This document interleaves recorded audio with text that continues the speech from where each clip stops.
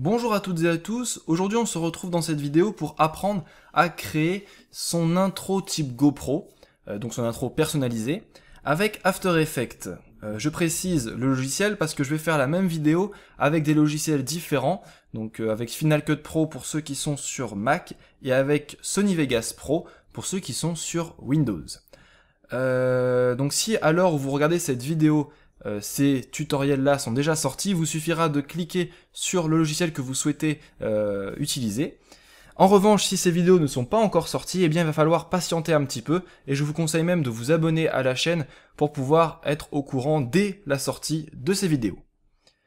Si jamais votre but n'est pas de créer votre propre intro personnalisée du type GoPro, mais plutôt de télécharger l'intro officielle de GoPro, eh ben je vous invite à cliquer sur la petite GoPro qui apparaît à l'écran. Ça va vous diriger sur une vidéo, et dans la description de cette vidéo, il y aura un lien de téléchargement. Vous aurez donc l'intro officielle de GoPro avec l'image de la GoPro Hero 3, et une autre avec l'image de la GoPro Hero 3+. Maintenant, si vous souhaitez créer votre propre intro type GoPro, eh ben, je vous propose de commencer ce tutoriel. Pour ce tutoriel, vous aurez besoin de trois choses. Tout d'abord, le logiciel After Effects. Donc moi, j'utilise la version CC, Creative Cloud, qui est la dernière actuellement, mais ça fonctionnera très bien avec toutes les autres versions d'After Effects. J'utilise ensuite Photoshop, donc c'est pareil, j'utilise la version CC, qui est la dernière pour le moment, mais ça fonctionnera avec tous les autres logiciels. Et enfin, je vais utiliser, et vous allez utiliser, un dossier qui sera disponible en téléchargement. Donc il va falloir cliquer sur le lien qui est dans la description de la vidéo, vous téléchargez ce dossier, et toutes les pièces seront à l'intérieur. Ce dossier se nomme GoPro Intro, il sera compressé au format RAR. Pour ceux qui sont sur Mac, il suffira de double-cliquer dessus pour décompresser ce dossier, et pour ceux qui sont sous Windows, il faudra télécharger un logiciel qui s'appelle WinRAR, donc W-I-N-R-A-R, vous le téléchargez, vous faites clic droit sur le dossier décompressé, et voilà, vous aurez votre dossier décompressé. Une fois que c'est fait, on va ouvrir ce dossier pour regarder un petit peu ce qu'il y a à l'intérieur. Il y a tout d'abord une bannière, donc j'ai écrit à personnaliser, vous allez comprendre pourquoi. L'exemple du rendu, donc ça c'est l'intro que vous avez vu au début de ma vidéo. Une image de la GoPro Hero 3, une image de la GoPro Hero 3+, donc là je sais pas si vous voyez, mais le reflet en dessous de la GoPro Hero 3 et Hero 3+, sont déjà faits, donc c'est pour vous faciliter la tâche. Ensuite, la musique de l'intro GoPro, enfin j'appelais ça une musique, mais c'est plus un espèce de gros boom qu'il y a au début de la vidéo, de l'intro GoPro. Et enfin, la police d'écriture. On va tout d'abord se rendre dans ce dossier, police d'écriture. Donc là, c'est la police que GoPro utilise pour ses textes, qui est donc la Neropol. Et là, il y en a plusieurs, parce qu'en fait, il y a plusieurs types de police. Par exemple, ici, ça sera plutôt si vous écrivez en italique, ici, plutôt en gras, et ici, pour la police normale. Donc si vous avez juste besoin de la police normale, vous double-cliquez là-dessus. Donc on double-clique là-dessus. Bon, moi, j'ai déjà installé, donc ça a peut-être marqué erreur. Donc on clique sur « Installer la police ». Voilà, donc ça me dit que je l'ai déjà installé. Et puis, bon, une fois terminé, ça va être installé. C'est très rapide, vous en faites pas. Voilà, ensuite on retourne en arrière, on ouvre notre logiciel Photoshop pour personnaliser notre bannière. Donc là la bannière est déjà au bon format, hein, c'est-à-dire qu'ils sont tous en format en format Full HD. La bannière et les deux GoPro sont déjà au format Full HD, donc vous n'avez pas à vous en faire. Voilà, donc là, deux problèmes. Problème numéro 1, vous voyez que dans cette bannière, enfin sur cette bannière, il n'y a pas le mot GoPro qui est affiché comme on peut le voir sur les bannières officielles de GoPro. Et deuxième problème, eh ben c'est un fond transparent, ce qui fait qu'on a du mal à voir notre texte. Donc pour travailler, pour pouvoir rajouter notre texte et finaliser cette bannière, on va rajouter un fond noir pour qu'on puisse mieux voir tout simplement, mais on l'enlèvera à la fin. Pour ajouter ce fond noir, on va aller en bas à droite sur cette petite icône et on va créer un calque. Ce calque qui se nomme ici calque 1, on le sélectionne et on le déplace en bas. Ensuite, à gauche, on va aller sélectionner le pot de peinture. Alors, il se peut qu'il soit caché de cette manière-là. Pour ça, donc, vous faites un cliquet maintenu et vous allez sélectionner le pot de peinture. Ensuite, on va choisir la couleur noire. Donc, sur la couleur du dessus, on clique, on choisit bien noir et on clique sur OK. On vérifie bien que calque 1 est sélectionné et pas calque 0. Et on clique. Voilà, donc maintenant on a un fond noir, c'est magnifique. On va choisir calque 0 cette fois-ci, et on va aller choisir l'outil texte à gauche de votre écran.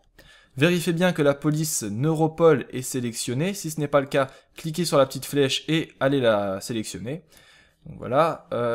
Ensuite, vous allez créer une page de sélection, comme ça.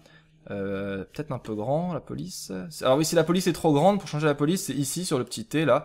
Donc on peut le faire coulisser d'un côté ou de l'autre pour l'augmenter ou la diminuer. Donc, notre texte, alors là, vous pouvez écrire absolument tout ce que vous voulez. Vous pouvez écrire très bien comme moi le nom de ma chaîne. Vous pouvez très bien écrire le nom de votre vidéo. Admettons, vous êtes en vacances, bah, je sais pas, vous marquez vacances, vacances en Australie, vacances en Afrique du Sud, j'en sais rien. Sinon, si vous voulez marquer par exemple votre prénom, ça marche aussi. Donc, moi, j'ai pas marqué le mien, mais on va dire que je m'appelle Jason, ce qui n'est pas le cas. Ça aurait été stylé, Jason. Alors voilà, moi j'ai un petit problème, vous voyez qu'on voit rien. Donc, ce qu'on va faire, c'est qu'on va sélectionner mon texte et on va le changer de couleur parce qu'en fait là il est en noir. Comment je le sais? Eh bien en haut vous avez un petit rectangle et la couleur est noire, ça c'est la couleur de la police. On clique dessus et on va aller choisir la couleur blanche, on clique sur OK et voilà, comme par magie on voit notre texte. On peut grossir plus ou moins notre police maintenant une fois qu'on voit. Alors si jamais ça vous fait ce petit problème, c'est-à-dire que ça va découper votre texte, ne vous en faites pas. Pas besoin de vous affoler, il suffit de cliquer sur un côté, un coin de la plage de sélection, une double flèche s'affiche, vous cliquez dessus et vous suffit de tirer de cette manière-là, et voilà, le problème est réglé. Bon, on va dire que c'est assez gros comme ça, je vais la positionner, ouais, allez, je vais le mettre comme ça, Jason, là. Après, vous pouvez le mettre un peu comme vous voulez, hein, c'est votre choix. Et maintenant on clique sur valider une fois que c'est fait. Une fois que vous avez marqué votre texte, bien placé, vous cliquez sur valider, et on va rajouter un petit truc que vous avez peut-être pas vu qu'il y a sur l'intro, c'est un petit trait assez fin noir, pas noir pardon, gris, qui sépare la bannière de l'image GoPro, donc c'est ce qu'on va créer. Pour ça vous allez sélectionner l'outil trait, alors c'est pareil, il est peut-être caché, ça se peut que vous ayez ce rectangle, alors on va dire un indice, juste au-dessus de la main. Voilà, donc vous cliquez et vous restez appuyé et vous descendez jusqu'à trait. Ensuite, le trait, on va le mettre en gris. Là, en haut, vous voyez que dans le fond, c'est noir, donc c'est pas bon puisqu'on verra rien du tout. Donc moi, je sélectionne ce gris-là. Après, vous pouvez choisir votre propre gris. Hein. Moi, je préfère le plus foncé. Pour le contour, c'est pareil. On choisit le même gris. Et enfin, la largeur de votre trait. Moi, je pense que 10 pixels suffiront amplement. Ensuite, on va faire notre trait, donc on se place à peu près au niveau du B, et on va monter jusqu'à la fin du J. Peut-être un peu moins, on va monter un peu moins. Voilà, alors un indice aussi, si jamais votre trait devient flou comme ça veut dire que vous n'êtes pas droit. Si il est plus ou moins net, voilà, comme ça, s'il est net, ça veut dire que votre trait est droit. Une fois que c'est fait, bah, vous lâchez, vous reprenez votre outil sélection tout en haut, et là vous pouvez déplacer votre trait de cette manière-là. Voilà, à peu près comme ça. Bon, moi ça me plaît bien, peut-être décaler juste un peu, voilà, comme ça. Voilà. Donc là, la bannière est faite, mais vous avez peut-être remarqué qu'il manque quelque chose. Oui, il manque quelque chose, c'est le reflet en bas. Parce que sur l'intro GoPro, il y a le reflet de votre GoPro et de votre bannière. Pour ce faire, alors on va sélectionner la forme, le texte et notre calque numéro 1. On ne sélectionne pas le fond. Hein. Donc on clique sur un des calques et on va jusqu'au fond en appuyant sur Shift et ça sélectionne tout. Voilà. Ensuite on fait clic droit et on va aller choisir... Alors attendez, je le trouve pas là-dessus... Ah voilà, donc désolé, j'avais pas trouvé, parce qu'en fait, en général, je suis plutôt sur Windows et c'est pas rangé pareil. Donc voilà, donc une fois que vous avez sélectionné, vous cliquez sur calque ici, et on va descendre jusqu'à fusionner les calques. Donc voilà, tout est rassemblé en un. Maintenant, ce qu'on va faire, c'est qu'on va faire CTRL J ou commande J sur Mac pour pouvoir dupliquer ce calque. Maintenant, on va faire CTRL-T ou commande T, donc là c'est pour pouvoir rééditer ce calque. on va faire un clic droit dessus, et on va choisir symétrie axe horizontal. Ensuite, bon là, faites pas gaffe, c'est un peu le bordel, hein, mais faites pas gaffe à ça. On va aller le retourner entièrement, donc sur le petit angle ici, là, on va écrire 180 pixels. On clique sur valider. Maintenant, ce qu'on fait, c'est qu'on clique sur un carré, par exemple. Il faut pas bouger la souris. On appuie sur Shift sur notre clavier, et on va descendre notre bannière de cette manière-là. Voilà, à peu près comme ça. Il ne nous reste plus qu'une seule chose à faire. Dans opacité, là, ici à droite, on va aller choisir 12%. Et voilà, ça nous fait un petit reflet très sympathique. Maintenant, on va exporter notre image, mais on veut plus le fond noir. Donc ce qu'on va faire, c'est que sur Calque 1, ici, on va cliquer sur l'œil pour cacher le fond. Et on va exporter notre photo, notre image. Donc enregistrer sous. Là, c'est au format Photoshop. Nous, il faut qu'on mette au format PNG pour pouvoir garder ce fond transparent. Et on clique sur enregistrer. Ok. Voilà, ça c'est fait. Donc maintenant, on a une nouvelle image qui est juste ici, avec un fond, avec un reflet, pardon. On a notre nouvelle image et notre GoPro. On est donc prêt à faire notre intro. Pour ça, on va maintenant se rendre dans le logiciel After Effects. Voilà. On va aller dans Composition, Nouvelle Composition. On choisit bien couleur d'arrière-plan noir, c'est important. La durée, vous mettez 5 secondes, ça sera largement suffisant. Et le reste, vous touchez pas, il n'y a pas besoin. Ah si, peut-être le nom de la compo, si vous voulez la changer. On va par exemple l'appeler on va l'appeler Intro Perso, voilà. Et on clique sur OK.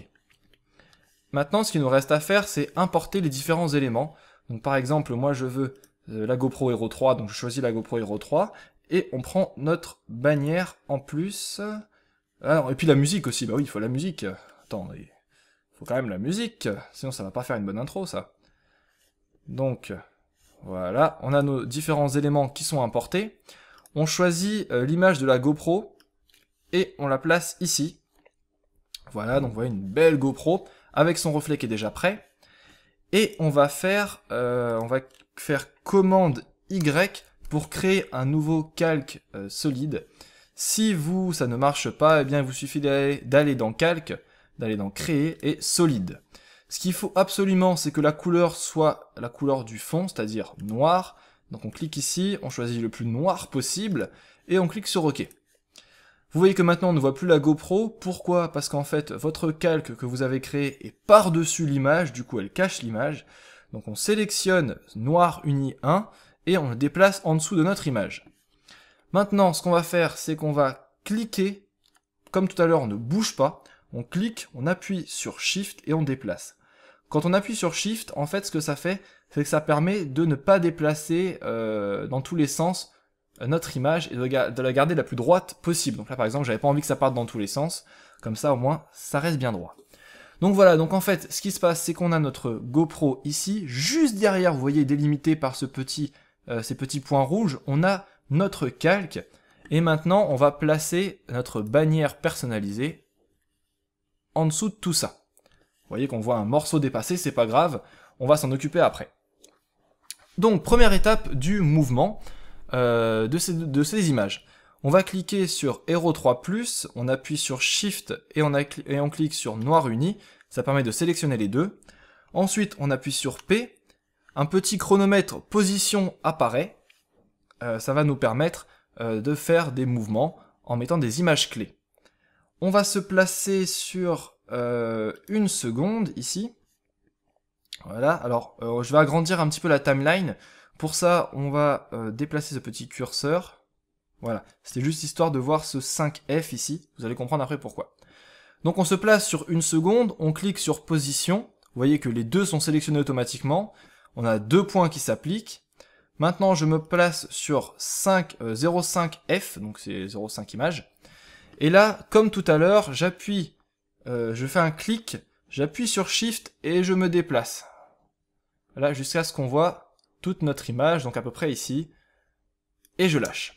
Là, une nouvelle image clé s'est créée, ce qui veut dire qu'il y a donc un mouvement maintenant disponible. Maintenant, deuxième mouvement à créer, c'est le mouvement de l'arrière-plan derrière de notre bannière. Donc, on se place bien sur 1 seconde, il faut qu'on soit bien en face de nos 2 premiers points. On clique sur bannière ici, et on appuie sur P pour faire apparaître ce petit chronomètre. Donc, on clique sur P, on clique sur notre bannière, et on appuie sur Shift pour déplacer sans trop faire de mouvement, comme je vous ai dit tout à l'heure. Voilà, on le place à peu près là. Ensuite, on va se placer à 0,5F, pareil, bien en face de nos petits points d'avant. On clique, on appuie sur Shift, et on replace la photo parfaitement. Donc c'est pour ça, l'avantage pour vous, c'est que comme j'ai déjà pré-réglé la taille des images, il vous suffit d'aligner ces petits points pour que ça rentre parfaitement. Et là, maintenant, on a déjà un petit mouvement qui devrait être sympa, donc on va regarder un peu. Voilà, c'est pas trop mal, sauf qu'il manque un dernier petit truc, regardez, voilà, vous voyez que là ça bouge, mais il n'y a pas l'effet de flou qu'il y a dans l'intro officielle. Alors pour ça, ce qu'on va faire, c'est que en face de ces petits points qui montent, là, ça s'appelle le flou de mouvement, il y a des carrés, donc on va sélectionner chacun de ces carrés pour chaque image, donc on sélectionne pour l'aéro 3, pour le noir uni, et pour la bannière.